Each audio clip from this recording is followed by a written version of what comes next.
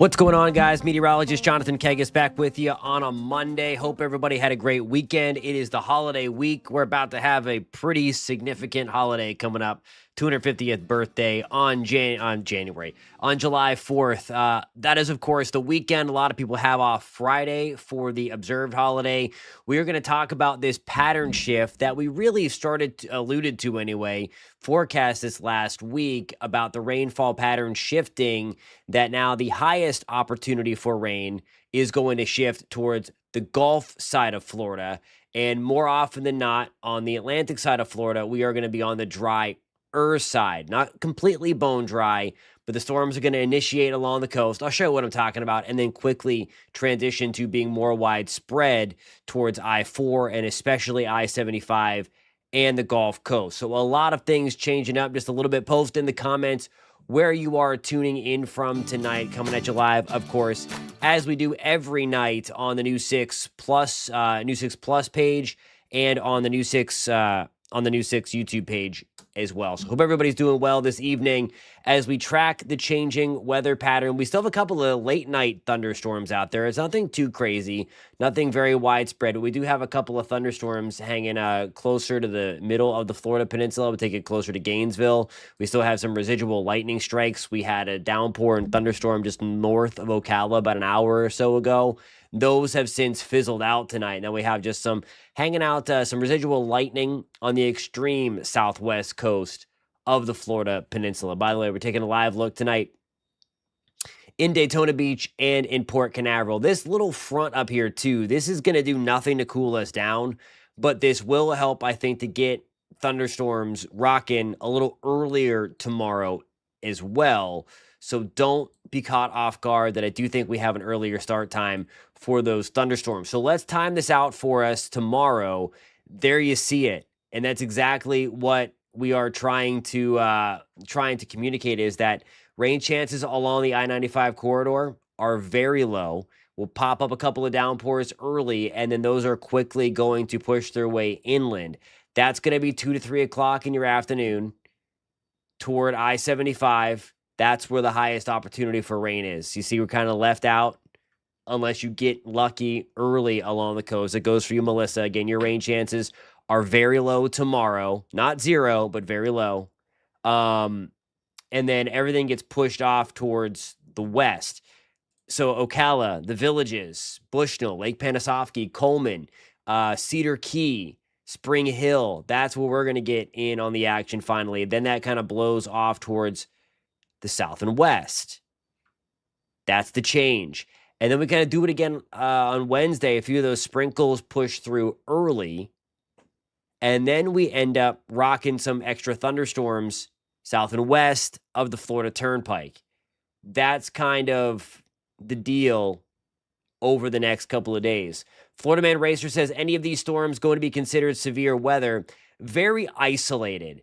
We're in a pattern right now. There's still some dry air in the mid-levels, so these storms get real big, real fast. They are strong for just a few minutes, and then they collapse. So there's really no sustained severe weather threat here. You may see us highlighted in marginal risk over the next couple of days, but by and large, there's really nothing out of the ordinary with this. They call these pulse thunderstorms. They find the trigger of the sea breeze, the heating of the day, and they just ramp up and then quickly collapse. And it is that collapse that helps to cause some of the damaging wind gusts. So on a very isolated scale. Now, I showed you again, the rainfall pattern is now trying to focus toward the I-75 corridor and at the Gulf Coast. That is where the state of Florida needs it the most. Everybody needs it. But where we desperately need it is on the I-75 corridor, where there is still an extreme drought rolling in places like Tampa, Lake City, north of Gainesville, right along the coast. And that's going to be going up significantly over the next couple of days, those rain chances. Jody, I think storm chances tomorrow are about 40% in Orlando, about 70% just to the west. Over the next 7 days, you can see the clear focus on who kind of wins the jackpot. And most of this happens in the next couple of days leading up to the 4th of July. Southwest Florida, South Florida. That's who wins the rainfall. It's going to be along, and I keep on saying along and southwest of the turnpike. This yellow line here from that goes right on southwest of Orlando through Kissimmee. This one here through Yeehaw Junction, that is the Florida Turnpike. And that's what we're going to be dealing with, I think, over the next 7 days. That's where the rainfall pattern has really, really changed as forecast. It's still 91 degrees in Tallahassee right now. It is just after 9:30 at night. 81 in Orlando, 87 in Jacksonville. Kind of a nasty night, again, weather-wise, in terms of the temperature. Now, tomorrow we're getting back into the mid-90s in Tallahassee, 93 in Orlando, 93 also in Miami. And then we kind of keep things in that ballpark all the way through the 4th. Storm chances are going to be there. I think it's more of our routine storm chances. Nonetheless, they will be there. We're going to take a look at that a little further out in time towards the holiday weekend, and then also talk about that little tropical thing that was highlighted over the weekend. Very low chance, really nothing to write home about at all. We talked about this last week before it was highlighted, that even if it did come into fruition, which it still probably won't, it wasn't really going to be anything. And we're going to talk about that coming up in about 3 minutes.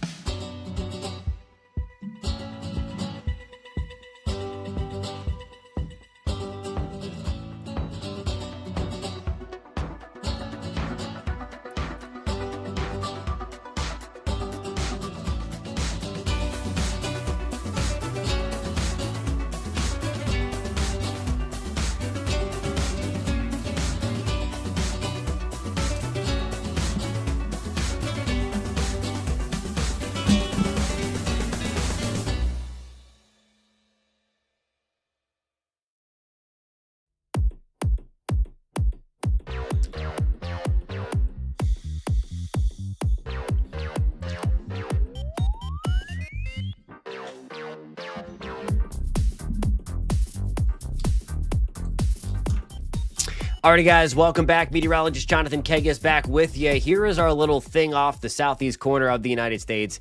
It is not impressive. It will have a 24 to maybe 36-hour window to quickly spin up as it moves back towards the United States. The thing with this is that the environment becomes less favorable for development as it does so. So it's going to fall apart before it even gets to the United States. And there's hardly any moisture with it. So it's not even going to be beneficial to the Carolinas, Florida, and Georgia, where there's still that major drought that we took a look at. So again, we would be rooting for something like this, pending it doesn't get too strong, of course. But development chances over the next 2 and 7 days holding at about 10%. And here's the kind of window that it has. This is the mid-level spin in the atmosphere. We look at these charts to kind of see, okay, where are the mid-level disturbances that can help spark thunderstorms or that can help go into creating tropical systems. And here it is on the model. That's tomorrow evening. We'll see if this comes into fruition. This is the American GFS model. It wants to tighten it up just a little bit, That'd be enough to get something going. But then watch what happens. It's the colors. The brighter the color, the more spin there is in the atmosphere. And you see it just kind of spin and then get ripped apart. That's it. That's what we have right there. So nothing really to write home about with that tropical thing. Again, if it gets a name, if it becomes a depression, impacts are going to be the same, which are pretty much non-existent anyway across the southeast corner of the United States. Maybe a little bit of an extra moisture surge to South Carolina for a short time, but there is not a ton of moisture. The thing is, and what's going to steal the headlines, it's going to be the heat. So you see all those kind of bars really tight together from about Roanoke to Washington. There's that that clockwise circulation. That is a big chunk of high pressure, and that is going to bring the heat for the 4th of July holiday, really for Friday and into Saturday. Friday the 3rd, where, again, a lot of people have off, and obviously for the holiday itself on Saturday, triple-digit heat from Charlotte to Roanoke to New York City. Everywhere there's a red box is a record that is forecast to be broken. If you want to stay cool, go west. Seattle's in the 70s. Great Falls, Montana, feeling great. San Francisco, amazing. Orlando, we're at 93. The greater Central Florida area into the mid-90s on Friday. Going into Saturday, it's really more of the same. That dome starts to break a little bit. At least it starts to get pushed further to the south. Still, though, record-breaking temperatures in Roanoke and Charlotte. Kimberly's asking when that heat dome it breaks away. It starts to lose a little bit of its grip over the second half of the weekend. I think I had this running out through about Sunday. Let me see if I have it going out all the way. There's Thursday into Friday, and I do not. Let me take that out so I can graphically show you. It's going to stay anchored here for quite some time. But for us, it's not as bad because we are not right under it. So that's why they're hotter than we are, because last week we were under that thing, and that's why we were so hot in Florida. Now it's moving further to the north and east. Up the eastern seaboard to the mid-Atlantic and northeast, and that is why they are going to be hotter than us. They might not get the humidity that we have, but it's certainly going to be much hotter. And you see it kind of get squashed. That's Friday.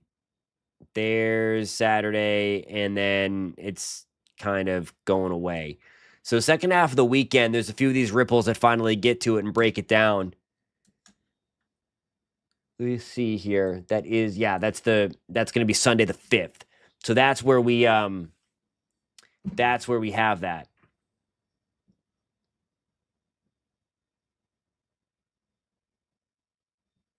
And that'll try to break down again second half, but it's going to stay hot for us for quite some time. Of course, we're in the thick of it now. That early June cold front seems like eons ago. And holy cow, we are way beyond that. We've had some brutal heat lately. Alrighty, guys, have to get my second break in. When we come back, we're going to take a look at some of your questions. Hit me up in the chat. Let me know what's going on. If you have any questions, post them in the comment section, and we'll get to you in 3 minutes.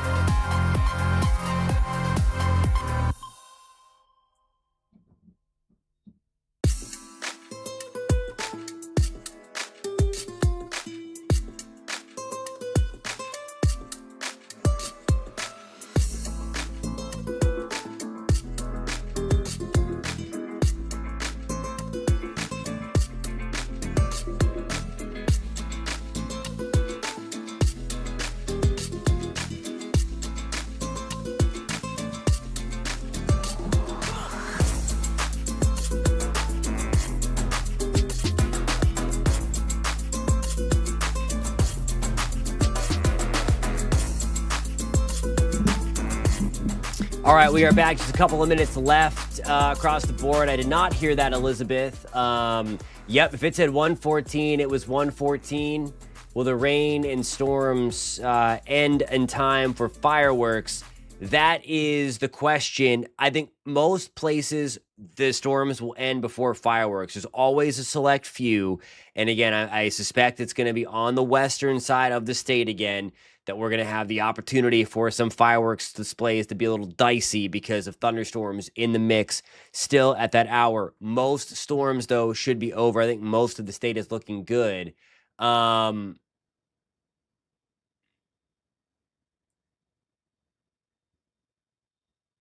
Yes, so Kimberly, and that's the big difference. So that 38%, that actually means nothing. That's what we're gonna look for like wildfire threats and things like that. So like when you're talking about it feeling unbearable, that's gonna be the dew point. So the 38%, we don't like it that low for fires. But like when you're talking about the how it feels unbearable, it's all about the dew point. So the dew point today was in the mid to upper 70s. So that is why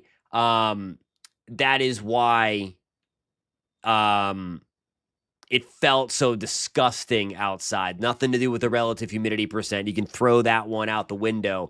It typically gets close to 100% at night anyway, and then the difference in temperature, the dew point, that's going to be your relative humidity for sure. Marky D's asking, heard the heat wave for the Northeast is bound to break all-time records in many spots.